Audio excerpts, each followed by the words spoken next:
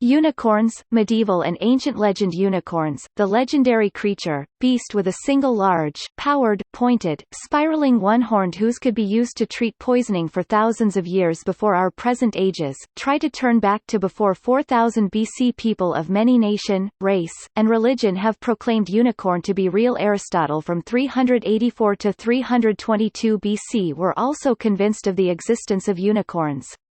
Julius Caesar and Genghis Khan are thought to have seen unicorns personally. Also, on another of the world, Japanese and Chinese legends of unicorns date back as far as 2900 BC. Today, we will introduce the type unicorns for easier to be understand: medieval unicorn, ancient legends, mythological unicorns, and the last is media unicorns. Well, we will start with medieval unicorn, Kirin. The Kirin lived deep in the mountains forest of Japan. It was a rare creature, and eventually become extinct as more and more of its precious woodland habitat was cut down to make way to people. The Kirin's horns as an instrument of life or death, and so extremely powerful, sharp, and strong. Their eyes are penetrating, they can look into a person's soul and see both guilt and innocence. A wild mane can make the Kirin look more like an eastern dragon than a unicorn. The Kirin has extremely strong muscles to push it forward in a racing gallop. It's strong like a lion or bull, making the Kirin a threatening creature. The hunted unicorns. Unicorn have long been hunted for their horn, which are thought to have healing properties. However, unicorn are fast, alert creatures. During the Middle Age in Europe, hunter used young girl as lures for the unicorn. In medieval France, noble hunter would track down the unicorn in fast, celebratory chases on horse, only to throw a garland of flowers around the animal when they come close. Most of their horn physical characteristic was believed to sweat when it was placed in the presence of the poison. Their nose was incredibly sensitive. It is said that unicorns identified young maidens purely by scent.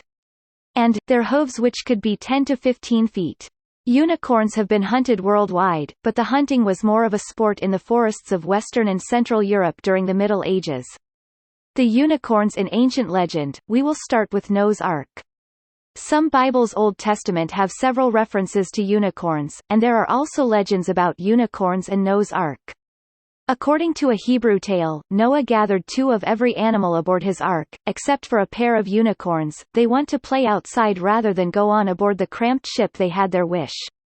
Even though Noah has begged them to step on board, they refuse to listen, so the ark's door close, the rain fall, and the water rise. The unicorn desperately swims for 40 days and nights. Finally, the rain stop, and Noah releases all the ark's bird, which fly away to look dry land. Many do not find it, but take their rest on the horns of the swimming unicorns. The horns from Noah's Ark remembers was said to be strong enough to kill an elephant. The tail is lifted high, for instance alert from danger.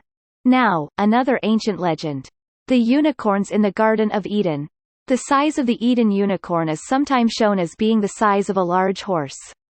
The body often shown as having the body of a powerful stag with the pure white color. The unicorns of King Arthur. In a 14th-century story, King Arthur's ship is washed ashore in a strange land. He meets a dwarf who tell him a haunting tale. The dwarf and his wife had been exiled, and his wife died in childbirth. While trying to find shelter for his newborn infant, the dwarf came across a nest full of unicorn fawn.